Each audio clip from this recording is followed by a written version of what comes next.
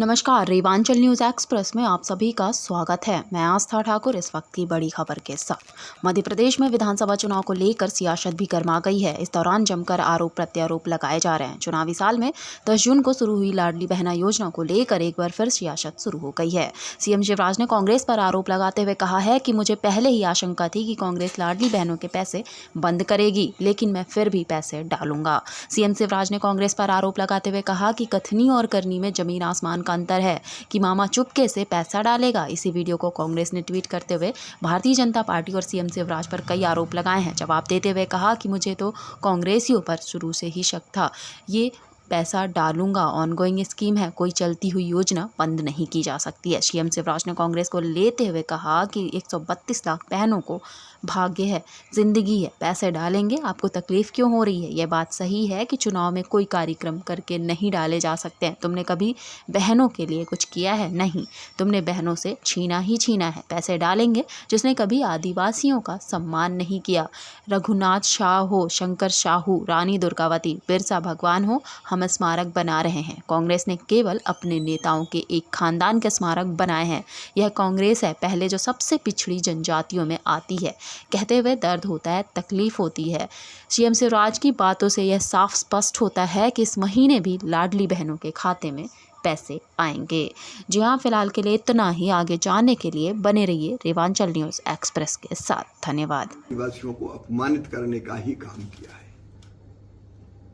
ये कांग्रेस थी जिसने कभी आदिवासी जननायकों को सम्मान नहीं दिया। टंट्या मामा हो, भीमा नायक हो, रघुनाथ शाह हो, शंकर शाह हो, रानी दुर्गावती हो, बिरसा भगवान हो, हम स्मारक बना रहे हैं। कांग्रेस ने केवल अपने नेताओं के एक खानदान के स्मारक बनाए। ये कांग्रेस है जिसने मेरी गरीब आदिवासी बहनें, जो सबसे पिछड़ी जनजातियों में आती है, कहते हुए दर्द और तकलीफ होती है, दर्द होता है, तकलीफ होती है। इनने बेगा, भारिया, सहरिया तीनों के खाते में 1000 डालते थे हम 2017 से। बेगा, भारिया और सहरिया गरीब बहनों के पैसे बंद करने का पाप अगर किया आहार अनुदान के, तो कांग्रेस ने किया। कौन ने आदिवासियों के साथ अन्याय किया? संबल योजना बंद कौन ने की? कांग्रेस ने बंद की।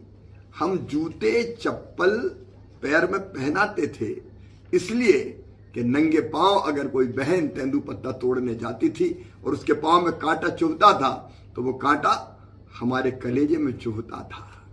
लेकिन हम अब पांव में चप्पल पहना रहे हैं तो तकलीफ उनके सीने में हो रही है, उनके मन में हो रही है। उनको जूते चप्पल पहनाना अच्छा नहीं लग रहा। और इसलिए कमलनाथ जी ने जब सरकार में आए तो मेरे गरीब तेंदुपत्ता तोड़ने वाले भाई और बहनों के पांव में जूते चप्पल पहनाना बंद कर दिया, पानी की कुप्पी देना बंद कर दिया, साड़ी देनी बंद कर दी।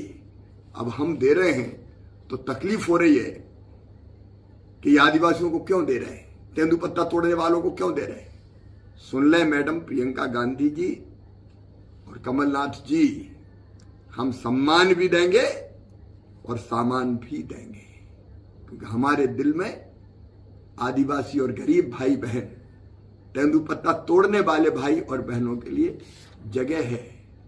इनने तो अब लाडली बहना योजना भी बंद करने की तैयारी कर दी, ऐसा लग रहा है मुझे। ट्वीट किए जा रहे हैं, मामा चुपके से पैसा डालेगा, हाँ डालूंगा। ऑन गोइंग स्कीम है, कोई चलती हुई योजना बंद नहीं की जा सकती। लाडली बहना योजना 1,32,00,000 बहनों का भाग्य है, खुशहाली है, जिंदगी है। पैसे डलेंगे, आपको तकलीफ क्यों हो रही है? ये बात सही है कि चुनाव में कोई कार्यक्रम करके नहीं डाले जा सकते, लेकिन लाडली बहना के खाते में पैसा डल रहा तो तुम्हें तकलीफ हो रही है। तुमने कभी कुछ दिया नहीं, तुमने बहनों से छीना ही छीना। पैसे डलेंगे, लेकिन कांग्रेस की नीयत साफ हो गई है।